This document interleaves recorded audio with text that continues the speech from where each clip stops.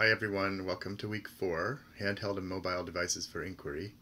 I hope you're having a great summer and I hope you're enjoying the course so far. We are certainly enjoying putting it together for you. Today we're going to talk about the mobile computer or handheld computer, which is basically another term for smartphones and tablets that we have seen emerging. And the first question I wanted to get to basically was why we would consider this to be such an important theme that we would make it one of the 6 themes for this course.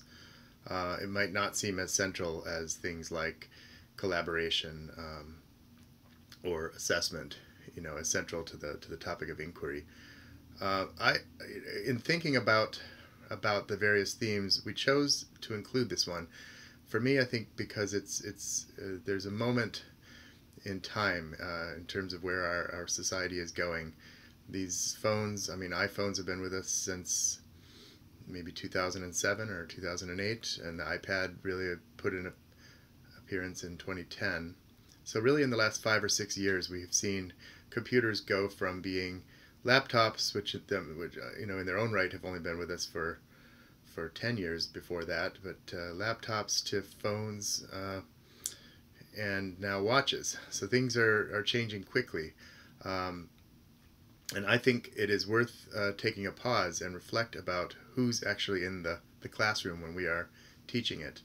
I mentioned here in the slide, the classroom is no longer just a room full of kids, it's a room full of smartphone-enabled kids. These are wirelessly connected, socially networked power users. They are online, they are texting each other, they are expecting to use their phones in every aspect of their lives. The teacher as well is a phone user, and so for me this becomes an important moment to talk about how these devices would, could, and should play a role in the inquiry that we design as teachers. If we're going to be in the game of designing inquiry, it seems like a smart thing to put smartphones into the equation. So students' phones are becoming intrinsic to their lives. We often get that feeling when we separate a student from their phone that we're actually cutting off an appendage, and that is how they feel. The question is, how will these phones become intrinsic to their classroom lives? How do we enable them to better interact with peers, both locally in their own classroom and remotely with those at a distance? How do we help them find resources, access data, creating and sharing, exchanging, remixing content would be a powerful new application for these devices. So the question we want to address is how we would bring these devices into inquiry, activities that use them, what kind of resources are available, and what kind of techniques are being used right now. So first, I want to recognize that with the advent of these technologies, it's not just that computers became smaller. We've actually seen the introduction of new modes of interaction, new ways of interacting with a computer. The mouse was a revolutionary improvement on the keyboard, and when we first saw the iPhone in I think it was 2008, we were suddenly introduced to this idea of physically swiping or tilting or flinging. And all of these new gestural modes were introduced to our way of thinking about application design. Another one is augmented reality, the idea that we can hold our phone up to a part of our environment and see additional information about that environment. Networked games and applications. We often see kids playing a game on their tablet, and then we realize that in fact there's 2 or 3 of their friends are on the same game and they're all enjoying the same experience together, but in different settings. So there are many of these new kind of interaction modes for these devices, and they're all being used widely in application development. Students and teachers are becoming familiar with them. Another application of phones that we've seen in society has to do with rapid publishing and blogging. This happens when we post videos that we capture of political events or social events, and we're posting to Twitter, to Pinterest. The mobile phone has revolutionized the ability of people to share and exchange information in very short time cycles. So these new interactions that we now can have with our devices have opened up a set of new affordances for learning. Affordance basically means a new way of potentially doing something, or a new dimension for design. First, that we could have location-aware applications that know where I am, that can plot me on a map, that can give me information accordingly, that I can have physical and embodied learning with my device. Also, social and networked applications. The device could actually know who is around me, who's near me, what is my social context. Publishing and creating becomes a whole new world when it's launched immediately from our mobile and posted to a social website. And many of these applications have been advanced and are potentially exciting for the design of inquiry. Alongside of these changing opportunities for learning, we're seeing a changing culture in our schools, in our classroom, in our society. I mentioned BYOD. It's rapidly becoming a means of achieving that long-sought concept of one-to-one computing, where every kid has their own computer, as well as for other important reasons that I mentioned, where we let them really have a computer that they're personally connected to. We see students using their phones in schools for all kinds of purposes, some of them appropriate, some of them inappropriate. And I think part of the message of this theme this week is that by developing appropriate ones, we reframe what the meaning is of these devices in school. Teachers as well have their own devices, phones, tablets, and we're starting to see interesting applications for the teacher-supported technologies in the classroom. The whole concept that we're trying to consider here is how to put these new applications and affordances to use for learning, how to help engage, motivate kids, show them that essentially their most trusted, important personal device is actually something that would be seen as valued in the school setting as well, and that would play a significant role in their learning. One other interesting and potentially important application of mobile computing is this idea of learning across contexts, that we could have some activity that happens in classroom and then is continued in the homework or on the schoolyard or out in the kids' everyday lives, that we can connect field trip experiences by virtue of kids taking their phones and getting augmentation of those experiences, taking photos, finding out more information while they're out there, bringing that back with them to the classroom. And it offers a sense of continuity between these learning contexts, as well as between school and home. We could imagine connecting school and museum informal learning, and potentially connecting two different classrooms. I might be able to have a video FaceTime conversation with students in another room, or with different classes in my school, where I essentially bring with me elements of one inquiry activity from one class to another.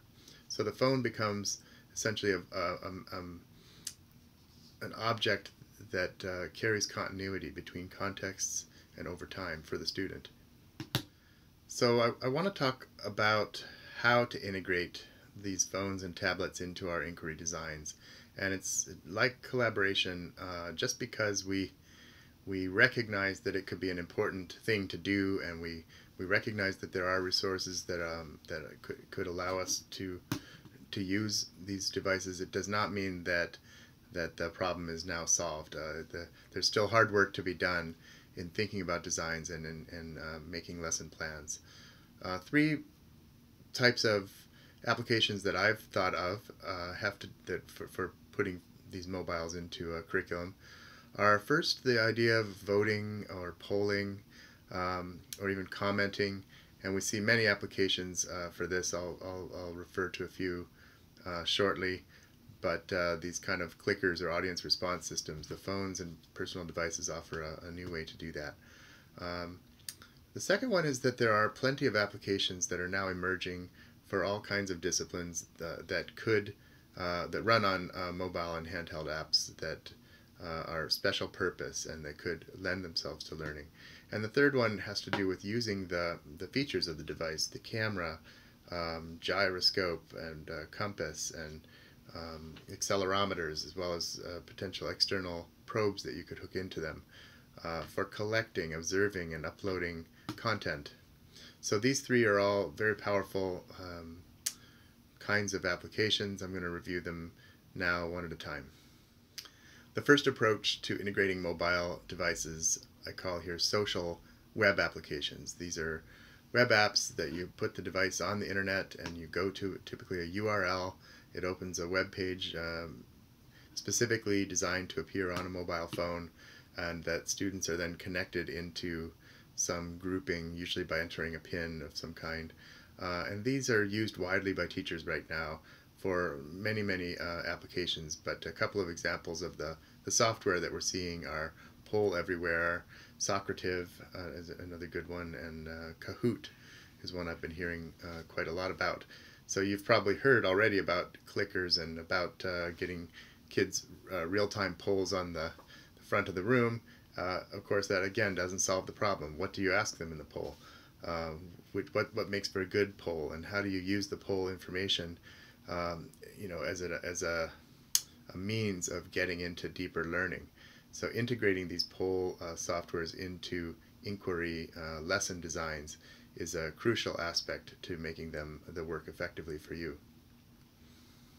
Another approach I mentioned were these what I called special purpose applications, and these are just a wide range of apps that depend on your discipline. There are applications for science, for math, many for art and creativity. You can sketch, you can layer, you can do virtual oil painting, for music creation, music remixing, for astronomy, and for learning games of all kinds for elementary age kids. So you've all probably run into various of these kind of custom applications, and again, while there is the strength there that they were carefully designed sets of materials and activities for kids, when you use them as just a standalone app, you tell kids go here and download this and use it, it loses some of its potential potency for learning in the context of your curriculum.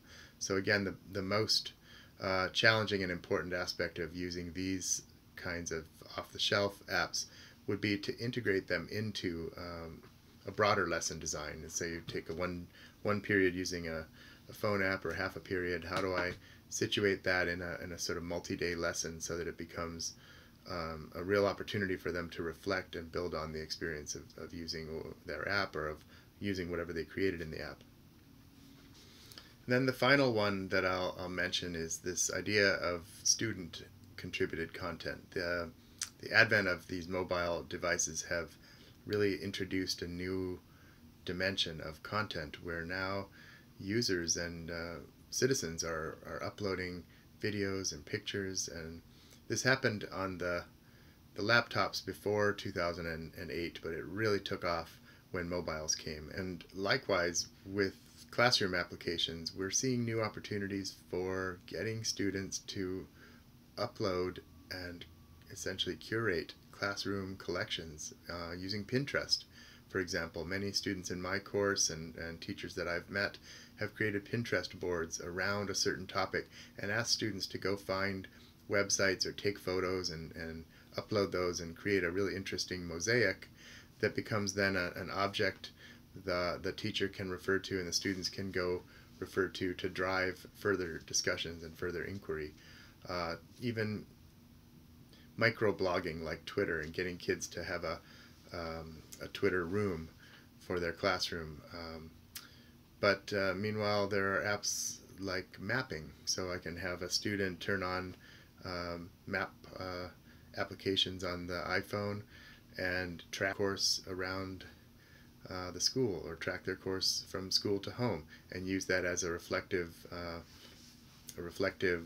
product that could be integrated into inquiry. Music and music creation and remixing and playing and filtering is another strong set of opportunities for students to use their device as a means of production of content and uploading of content. These are really exciting new ways of supporting genuine, student-centered inquiry using mobile devices. So those are the three types of approaches that I've thought of, and actually just as I'm recording this lecture, I thought of a fourth one, which is really interesting, that of augmented reality.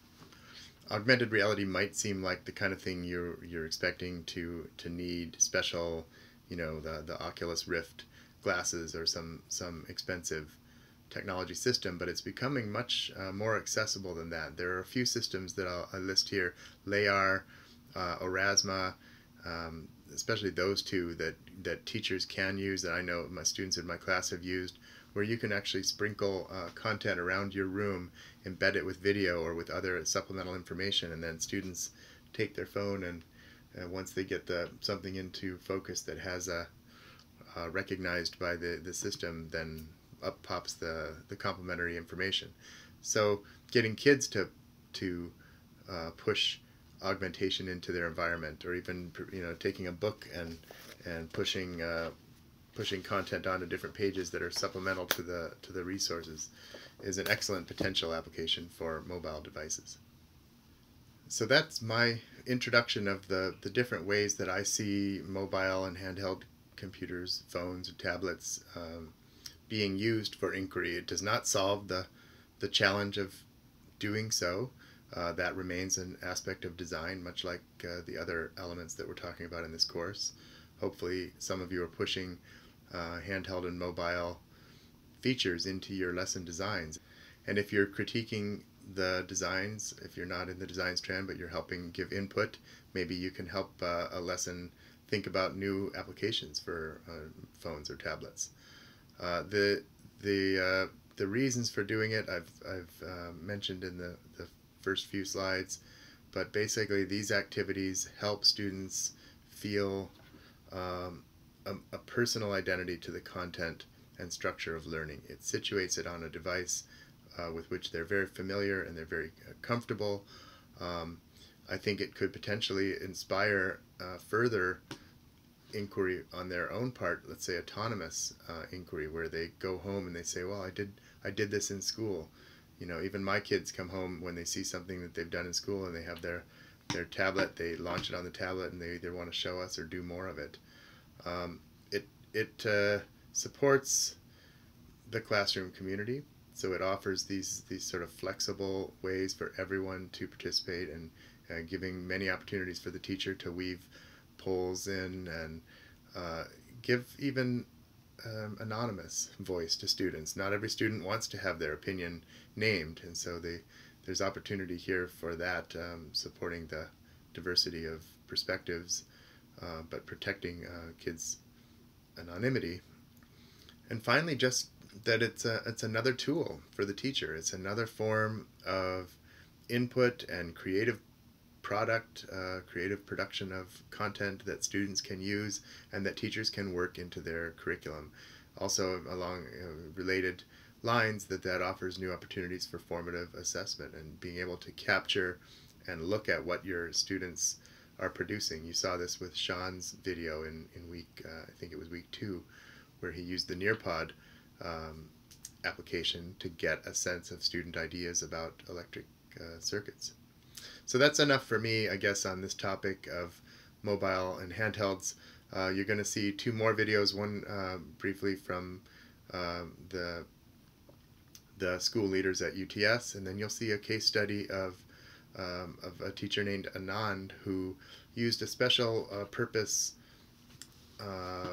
application to help his kids when they went to the zoo to collect observations of the zoo animals, both in terms of their form and function and habitat, and then to bring those observations back into class where he was able to use them to support their further study of evolutionary biology. So it's an interesting case. I hope you enjoy it. Enjoy the rest of the week, and I'll look forward to seeing you in the discussions and the design space. Thanks.